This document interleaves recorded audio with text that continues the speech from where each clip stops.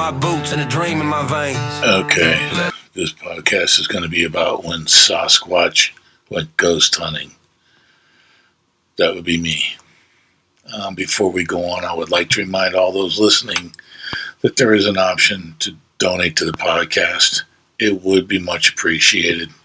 Please consider helping out. We're going to be adding a few special features in a few weeks.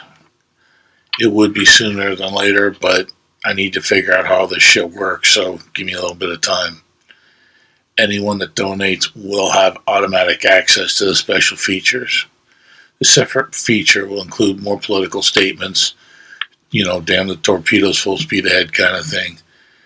Clear opinions on how we really feel about everything going on, such as men should not wear dresses, etc. If nothing else, it should be good for a laugh. My cohorts and I are very political, and we really need a constructive outlet for how we feel. It might get crazy. We're the kind of guys that need to burn our hand on the stove more than once to give you an idea of what you're in for. All right, let's get back to the podcast. Okay, no gray areas. I would really like to start by saying I'm the biggest ghost skeptic walking the face of the earth. I have spent years downplaying ghost sightings in both everyday life and with people I encounter from time to time. I'm also very verbal about how I feel about ghost hunting TV shows, i.e., they are full of shit. Some of the shows have been around for a long time. The problem is, it's the same crap every week. It's entertaining the first or second time you see it. The dramatics that they spew out, but the truth of the matter is it's the same thing every week. For example, a very popular ghost hunting show has a lead investigator, and he always seems to be getting possessed or under some kind of ghost attack from some non-corporeal being that has it in only for him because he is a sensitive. Another one of his team members displays symptoms of a heart attack at least once every 3 or 4 episodes. It's getting pretty old too.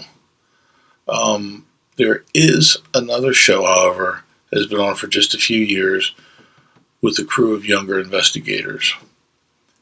Every show is funnier than the last with the over-the-top responses to normal building sounds and using the word, I shit you not, using the word dude at least 140 times per episode. Or, I have a bad feeling about this right before they walk into the building. This happens about, maybe twice an episode, but pretty much every episode. I can appreciate some of the British ghost hunting shows because the one we watch is more down to earth, but again, every sound an old abandoned building makes in their eyes is paranormal. No matter how you approach it, I'm going to call bullshit on all their reported findings almost every time. Let's look at the ghost hunting equipment, for example. This is where it gets pretty stupid. I mean, Queers for Palestine stupid. And I start to lose interest when they pull this crap out. The idea that someone can develop an electronic device that could locate or communicate with a non-corporeal being is simply absurd. Man, I even hate to mention this one, but when we're talking about equipment, let's bring up the spirit box. Hell no, what a joke. Please put it away. It's mostly all static and people hear what they want to hear. I'm going to try to say this right. If I get it wrong, I apologize. When you hear things in white noise and frame it to mean what you're looking for, even though it wasn't what happened, it's what you hear because you want to hear, it's called auditory pareidolia. I can make it a lot easier. Just call it bullshit. I bet the people that think that this spirit box works is the same people that believe professional wrestling is real. That's how bad these things are. Then there's the Ovilus device. Not Ovulus like everyone says. Ovilus device that lets spirits communicate with an onboard database of words. Okay, think about this realistically. If the ghost had an electrical engineer's degree and built the device themselves before they died, then perhaps, perhaps it could work. But to assume a ghost could figure out the device, read the words on the board or wherever they are inside the device, oh God, there's yawn, and utilize them from a device no one has ever explained exactly how it works is bullshit. This whole thing where they're developing all this equipment to talk to ghosts, come on, man. Oh, here's another one I really love. The people with the college degree in parapsychology.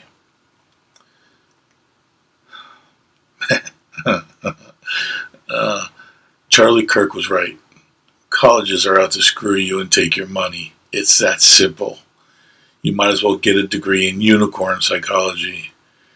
I mean, really, how is this allowed to happen? How are colleges allowed to take all that money to get a degree in something that probably doesn't even really exist? And the people that go to school for these degrees, I mean, was a basket weaving degree not an option at the hippie liberal college they're going to? A degree in parapsychology. Huh. All right. There's a lot more equipment.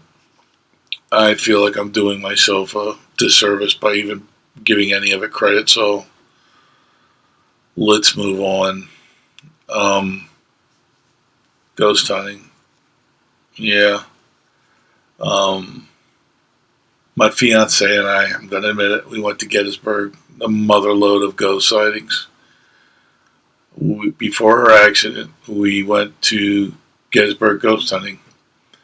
I looked at it like it was going to be a very photogenic walk through historical battlefields because the weather was nice, and that was right. We got some fantastic pictures on the battlefields. I have some really good cameras. We took a couple different cameras with and really got some good pictures. It was cold at night, but not too cold that we couldn't enjoy ourselves. So at the end of the day, we went back to the room, got something to eat, rested up a little bit, and we departed for the ghost tour. Ghost tour meets some statue, drummer boy, whatever the hell he is. And they take you back this road that leads behind a battlefield, I think. But I mean, honestly, when we got there and we started doing the actual, and I'm using air quotes, ghost hunting, it was kind of disappointing because we were behind a row of houses and the other side was like a high school or something. And to call it a battlefield area was a bit of a stretch. Now I could see down the road further that there was kind of like some historic stuff, but we didn't go that far. We never even left the light of the street lights until we kind of drifted off on our own a little bit. So in a nutshell, it really didn't feel like we were anywhere significant to the Civil War, but we figured out a little bit later we could drift off a little bit and do our thing. When we finally stopped as a group, though, the guide gave us the obligatory speech about what goes bump in the night, what demons might be in the area, and the regular ghosts that haunt the area. He then handed out a bunch of ghost hunting tools to everybody, which, just hear me out, I didn't touch a shit. And those from the area. My fiance used the divining rods as we walked about. Okay. Here's where I kind of screwed the pooch. It's where it gets weird. I shit you not, this really happened. Standing there with my fiance, and all of a sudden I was compelled to go running into a heavily overgrown and dense tree area the guide told us to stay away from because, in his words, it was inhabited by more than one demon. And again, I'll say it again, I shit you not, I just went running into the thick of it. For the most part, I do kind of remember running into the woods, but what happened was I finally got to a point where I didn't even know where I was or what the hell I was doing there. And I only had a vague memory of putting myself there. I mean, it was dark, really, really dark in the woods. And I'm laughing my ass off to myself because I had no idea what I was doing there with, like I said, only a vague memory of running in the woods. So I figured out my 6. I started back in total darkness. I had to feel my way due to the fact that there was a riverbed with large rocks and, dangerous edges on these rocks. And it was a really thick wooded area too. So it was like dark. And if you've ever been out in a really dark, almost double canopy wooded area, you know how dark it can get. Now you can just walk into something because you didn't see it. It was just completely black. But the idea is I just did what I had to do to get out of the woods. And I did. And I met up with my girlfriend again. My fiance again. Now, we both had cameras that shot in total darkness that I purchased for the trip. And for the older military personnel out there reading this or hearing this or whatever, the cameras worked about as good as an ANP VS4. So yeah, they were taking usable pictures.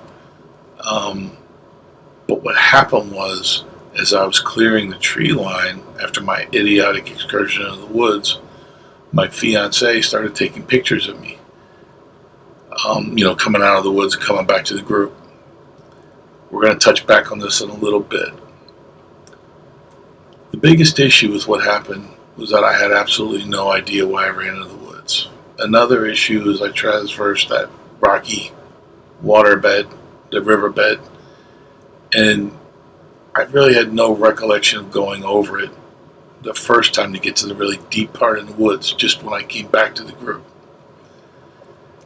I can tell you, when I got back to the group, my fiance expressed being mildly concerned for my well-being and mental state. I also believe I heard her mumbling something about fucking Marine, and then it was over for the time being.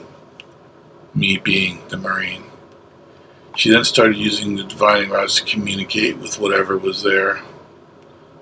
Alright, everybody, just jump on board the crazy train, because here we go. This is some weird shit coming up. My fiance ended up having a full-blown conversation with the Civil War soldier with the divining rods.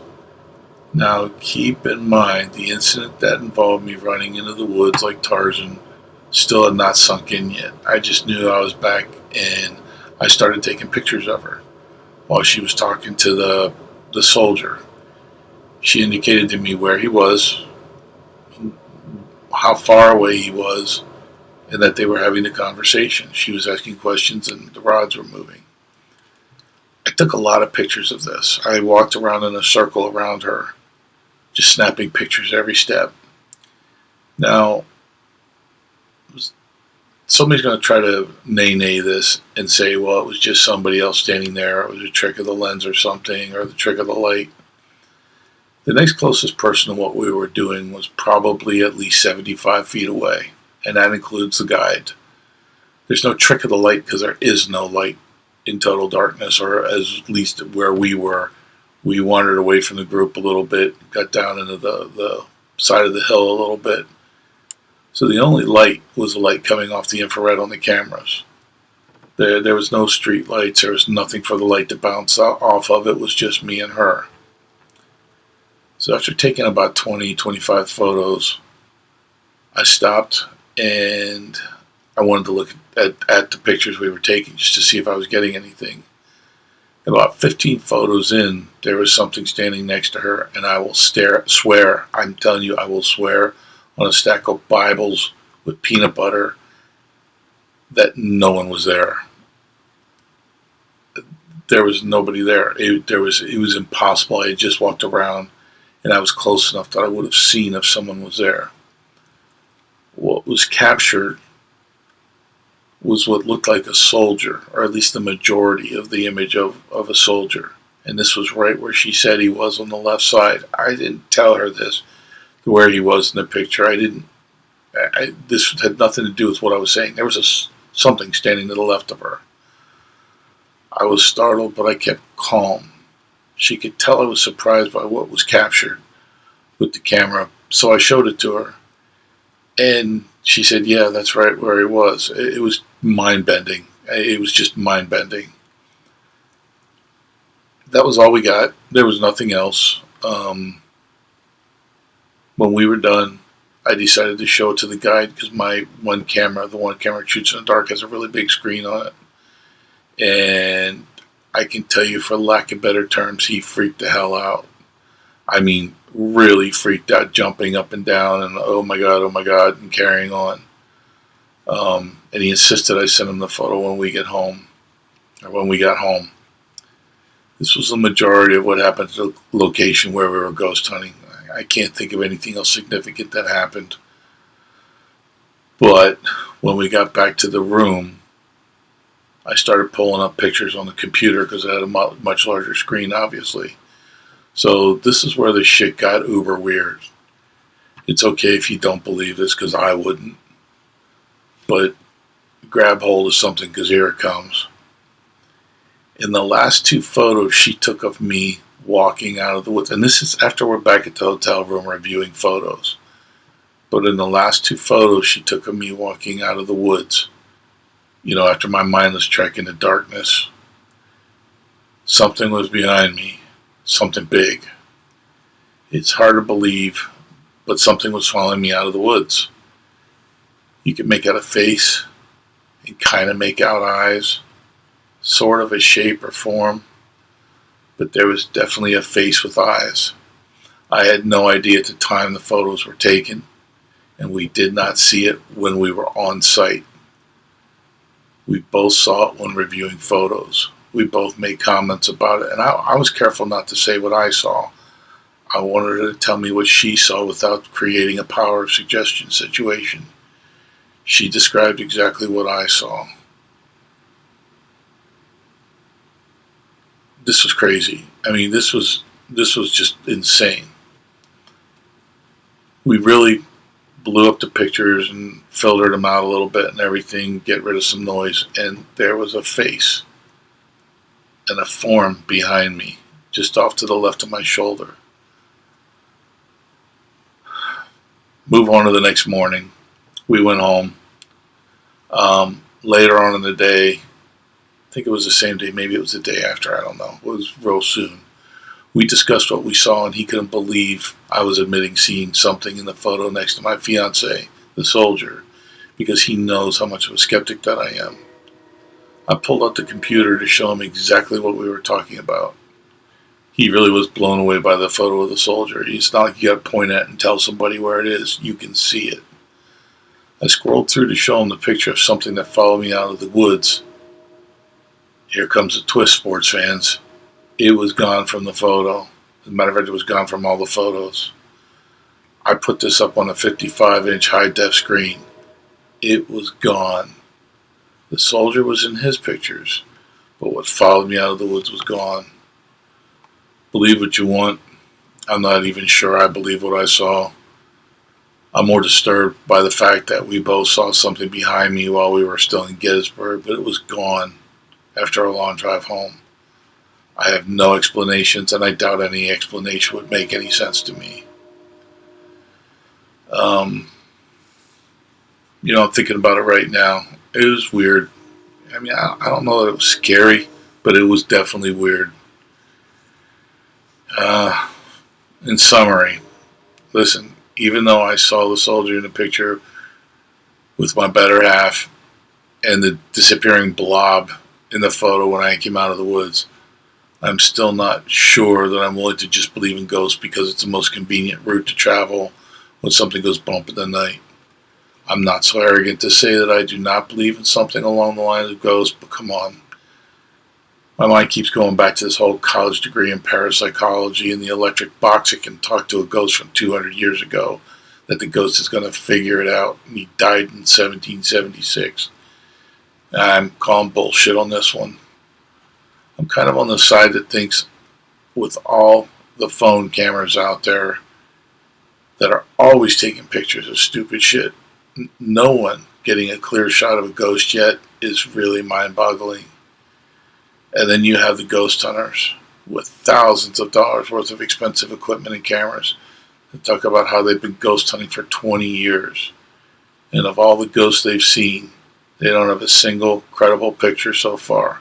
Not from anyone. In the history of the world's existence, is there an honest-to-God picture that can be proven scientifically?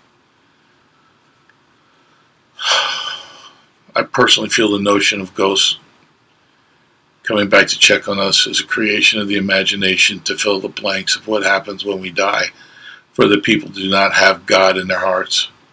I'm a born-again Southern Baptist. I have faith in the afterlife and what God has planned for me. If I'm honest, I really hope it has something to do with peanut butter and Harley Davidsons, but I guess I'm just going to have to wait to see. It's my 2 cents worth. If someone wants to show me a picture or a video that they feel 100% proves the existence of a ghost, I'm open-minded enough to take a look. I will clearly and loudly call out bullshit on blurry photos, orbs. Dear God, the orbs, what a joke. And the faces in the window that are clearly smudges, either just happening to look like a ghost or created to look like a ghost.